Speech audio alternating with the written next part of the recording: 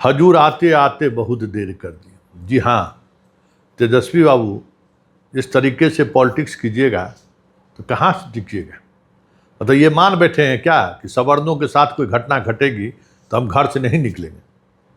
आप मान बैठे हैं क्या कि सवर्ण हमको वोट नहीं देगा। अरे लालू जी के राजनीति से सीख लीजिए। भले वो पिछड़ों की राजनीति करते थे, लेकिन कई मौके पर वो सवर्णों के मुद्दे को लेकर भी आवाज उठाए हैं। आप किस जमाने में जी रहे हैं भाई, समझ से परे है। क्या आप सोच रहे हैं कि अब फिर राज्य जो है सो 95 के दौर में चला जाएगा? नहीं ना। अरे भाई, जो लोग मौका तलाशते रहता है कि नए वोटर को हम कैसे जुड़े, और ऐसा नहीं है कि जिस इलाके में आरा में घटना घटी है उस इलाके के लोगों ने आपको 2020 में भी वोट किया था, 2025 में भी वोट किया है। उसी इलाके में आपको कुछ सीटें भी आई हैं, जरा सोचिए। और वहाँ इतनी बड़ी घटना घटी है। क्या ये भरत यादव रहता तो आप घर में बैठे रहते? नहीं ना। या भरत अब्दुल्ला रहता तो आप घर में बैठे रहते? नहीं ना। आप बाहर निकलते, मीडिया से बात करते, आप तक आप पहुँच गए रहते, क्योंकि ये अपराधी नहीं है, यह आपको भी पता है। लेकिन यह ब्राह्मण है, इस वजह से अगर आप घर से बाहर निकलने में इतना वक्त लिए तो फिर तो आप राजनीति छोड़ दीजिए। आपके बस में राजनीति नहीं है तेजस्वी बाबू, छोड़ दीजिए। लालू जी के विरासत पर कितना दिन सियासत करिएगा। और इस तरीके से अगर ये सोच है तो फिर आज के ज़माने में आपके होने और नहीं होने का मतलब क्या है? तो बहुत बुरी स्थिति है ना कि आज आप प्रेस कॉन्फ्रेंस तब करते हैं जब सम्राट चौधरी इस मामले को न्यायिक जांच का आदेश की घोषणा कर देते। यही कल अगर आपने प्रेस कॉन्फ्रेंस किया होता, कल से आप दबाव बनाए रहते, आज जाके वहाँ परिजन से मिलते, तो आज माहौल कुछ और ही रहता, पूरी क्रेडिट आपकी जाती। सिर्फ बीजेपी वाले ही हल्ला कर रहे हैं ऐसा नहीं है। आपको जहाँ अभी आखिर भाकपा माले के सांसद ने आवाज़ उठाया ना कि भाई ये गलत है, तो तेजस्वी बाबू उस मिजाज से बाहर निकलिए। जो भी आपके सलाहकार हैं, जो भी सलाहकार हैं, वो आपके शुभचिंतक नहीं है। बिहार की राजनीति बदल रही है और इसका एहसास अगर आपको नहीं है तो फिर तो राजनीति छोड़ ही दीजिए। आपके बस की राजनीति नहीं है। बीजेपी से गुस्सा, वर्तमान सेटअप से असहजता, ये बहुत तेज़ी से बढ़ रहा है और इसका लाभ अगर आप उठाने की स्थिति में नहीं है, आज भी उसी दौर में जीना चाहते हैं, तब तो फिर हम वही कहेंगे कि आपके होने और नहीं होने का मतलब क्या है विपक्ष के नेता के तौर पर। इसलिए हमने कहा कि हजूर आते आते आपने बहुत देर कर दी। बहुत बड़ी बड़ी बातें आपने कही हैं, हम दर्शकों को भी सुनाएंगे, लेकिन उन बातों का मतलब क्या रह गया जब आप घर से निकलने की स्थिति में नहीं है।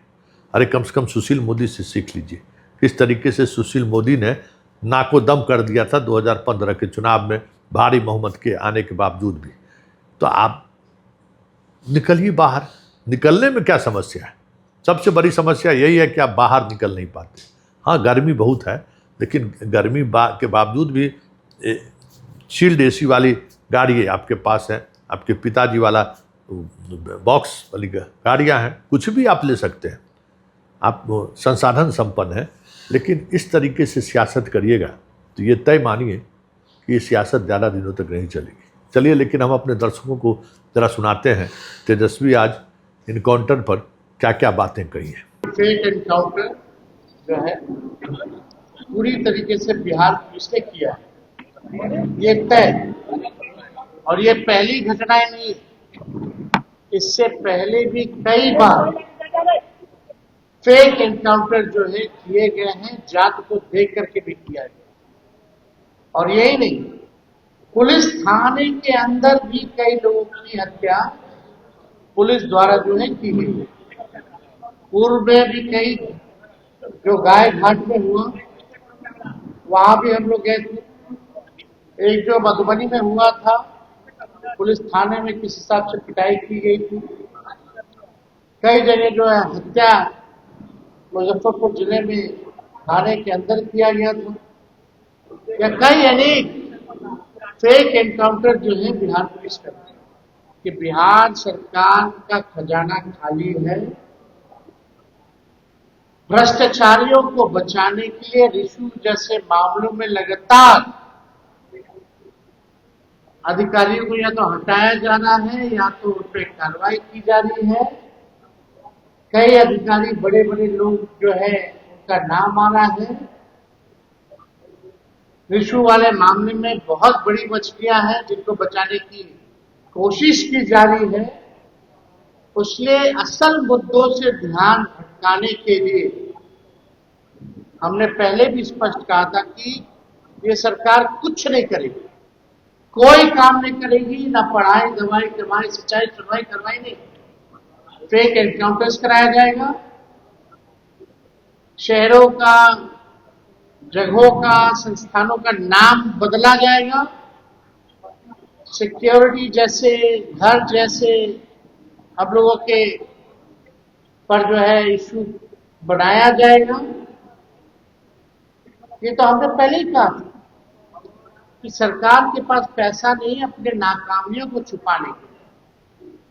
जो चुनाव में जो वादा किया था कि महिलाओं को 2-2 लाख रुपए मिलेंगे, 1,90,000 कब दोगे सम्राट चौधरी जी?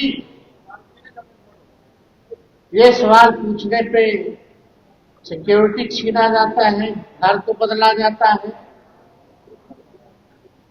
रिशु जैसे करप्शन के मुद्दे को अगर उठाया जाता है तो फेक एनकाउंटर्स कराया जाता है। पूरे बिहार में लॉ एंड ऑर्डर ध्वस्त हो चुका है, अपराधियों का बोलबाला है, लेकिन पुलिस का गोली केवल निर्दोषों की छाती पे चलता है। जो बड़े बड़े अपराधी हैं, गुंडे हैं, उनको संरक्षण दिया जाता है। ये सारे सवाल अगर पूछोगे सरकार से तो न्यूज को डाइवर्ट करने के लिए नया नया फालतू बातें ये लोग जो है लाते रहते हैं। तो सरकार जो है, आप लोग सब लोग जान रहे हैं कि लगभग 7-8 महीने हो चुके हैं सरकार को। 2 मुख्यमंत्री आप लोगों ने देख लिया, दूसरा सरकार चल रहा है, लेकिन अभी भी कोई काम बिहार में नहीं हो रहा। गरीबों का घर तोड़ा जा रहा है, ठेले वाले, ऑटो वाले, रिक्शा वाले को लाठी से मार करके भगाया जा रहा है। महंगाई, गैस, पेट्रोल, डीजल कीमतें आसमान छू रही है।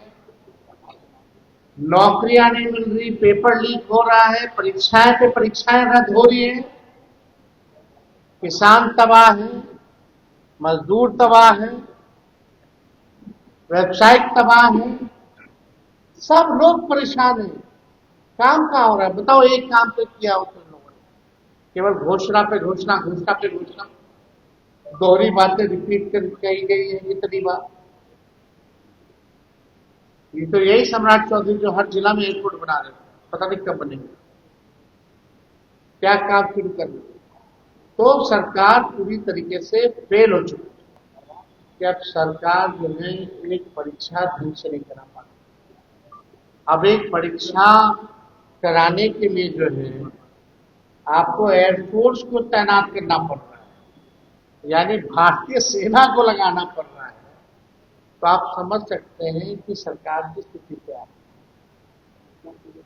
कितने लाखों करोड़ों नौजवानों का भविष्य लोगों ने बर्बाद किया है और आगे भी कर रहे हैं। नौजवान सबसे ज्यादा इस राज्य में जो है पीड़ित है। अब उम्मीद है कल परीक्षा है तो कम से कम परीक्षा जो सफल हो, लेकिन अब तक जो छात्रों का जो नुकसान हुआ, चाहे आर्थिक तौर पे मेहनत जिन लोगों ने किया हो, जो सक्षम स्टूडेंट हो, आना जाना, ट्रेन की सुविधाएं आपने देखी होगी क्या है। परीक्षा होता है तो बिहार में ना ले जाना ना ले जाने की कोई व्यवस्था है। हमने इसलिए चुनाव में कहा था कि अगर हमारी सरकार होती, आना जाना और अगर परीक्षा रद्द होती तो सारा बकाया हमारी सरकार देख के करना, और निष्पक्ष परीक्षा हम लोग करके दिखाएंगे। जैसे उस 17 महीने में हम लोगों ने 5 लाख लोगों को नौकरी देकर के दिखाने का काम किया। लेकिन छल कपट से लोग सत्ता में आए, बेईमानी हो रही है। नीट के मामले में जो लोग दोषी हैं, भाजपा के ही लोग बोल रहे हैं कि बड़ी बड़ी मछलियों को जो है बचाएगा। कौन है बड़ी बड़ी मछली? उन पर अब तक क्या कार्रवाई हुई? कोई अधिकारी भी कार्रवाई नहीं की कि इतना पेपर लीक हो गया। रिशु का मामला 20-20, 25-25 हजार करोड़ का मामला है, उस पर कोई कार्रवाई नहीं की जा रही। तो हम लोग तो चाहेंगे कि भाई कल जो नीट की जो परीक्षा है, हम तो सभी छात्रों को शुभकामनाएं देते हैं, और कम से कम सरकार में जो लोग बैठे हैं उनसे हम यही कहेंगे कि भाई पेपर लीक के मामले में कुछ तो सजग हुई, कुछ तो गंभीर हुई, ताकि भविष्य में किसी भी एक भी छात्र को जो है भुगतना ना पड़े।